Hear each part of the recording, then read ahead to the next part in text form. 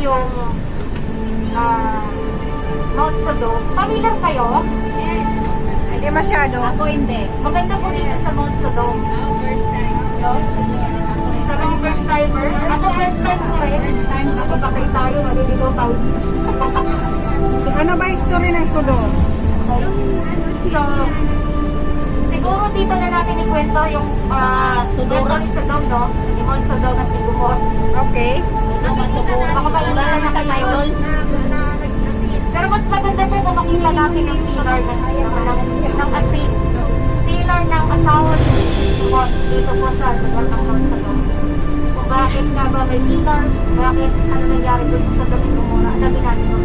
Sa trivia lang dito sa lugar ng mga binabaybay natin, so left to the right, no? Ay napakagandang Judean. At yung mga walang trabaho, bangkay, pwede ko kayong magtambay dito. Saan? Dito sa bundok po na nasa Love life? Opo. Bakit sa bundok? Malay nyo, may wifi sa bundok. May wifi lang sa bahay. Gusto ko rin tambak. Paano makakita kung nandyan sa bundok? Di lalong walang love life. Sa tuktok. Lalong walang love life.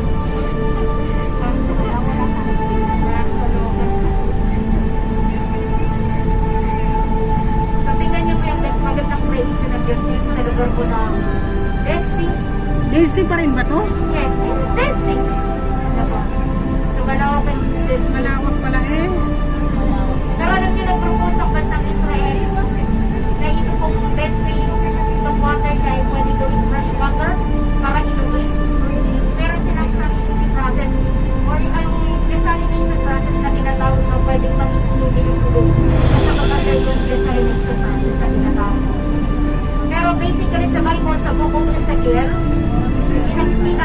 pinagin mo doon na someday ang Dead Sea ay magiging fresh water at maraming islang pwedeng umuwi o pwede ka nang manglambat ng isa dito someday. Ibig sabihin, lahat ng bagay sa yung Bible nakikita sa lugar ng Sodom and Gomorrah at bakit may pillar of ng asawa ni Lot, no, ay nangyari po ito based on the promise of the Bible. Nothing is happened. So magre-reflect po tayo dito sa lugar na pupuntahan natin para mas maramdaman po natin yung kwento. Tama ba ko? So, tingnan niyo yung binabaybay natin. So, we'll be going to Mount Sodom. Sa Mount Sodom, nandiyan yung Gomorrah, tapos Zoar. Ayan, Gomorrah. Si Lot and family ang artista po natin dito sa Sodom and Gomorrah. Para sa inyong information. Ito pong mga bato na to na napapansin ninyo, ito po ay made of 80% salt. Lalo na ito sa lalo na dito sa Sodom talaga mismo na sa Gomorrah. No? 80% are consisting salt doon. 20% meron silang may minerals, may ashes. Tapos itong mga rocks na to, hindi lang siya lime, kundi itong conglomerate stone na tinatawag po natin. Mga trivia lang sa ito. Hindi man ako magaling sa bato, may konting ako. No? Tapos, iba't ibang klase ng formation, Swiss. Yung iba dito is dahil sa tectonic plates na nangyari before, kaya nagkakaroon ng formation, yung iba ng erosion, no? Kaya nagkakaroon ng mga formation. But this is originally made by the world. So, nagsamin yung yung kagandahan ng Dead Sea, so the left side, and here, so the right side naman yung papunta dito sa Mount Sodom. Sa Pilar dito. Pupunta po kami sa Mount Sodom.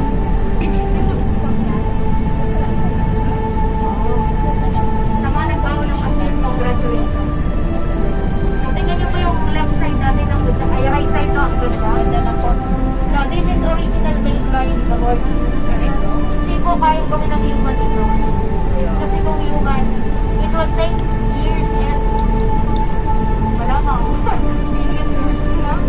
So this is a original rock formation, old rock formation. Tingnan niyo po doon. Sa pillar ni Lot, at nang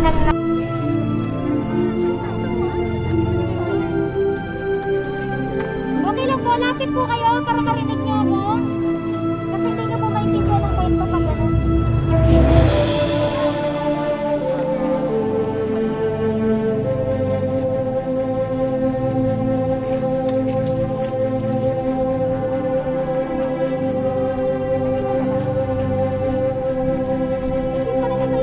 Kasi magpapala na tayo ng matagal. Kaya saglit lang.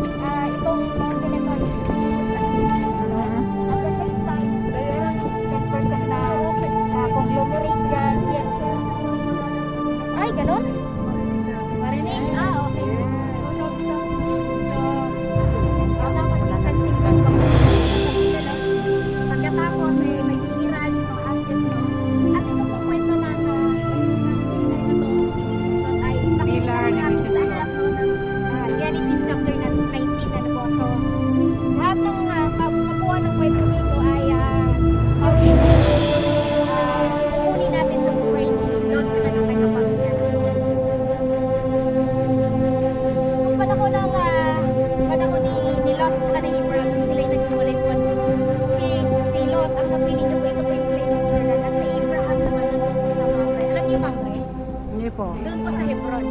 Ah, okay. Ngayon, yung Hebron, magmula doon sa lugar ni Abraham, natatanong niyo po itong si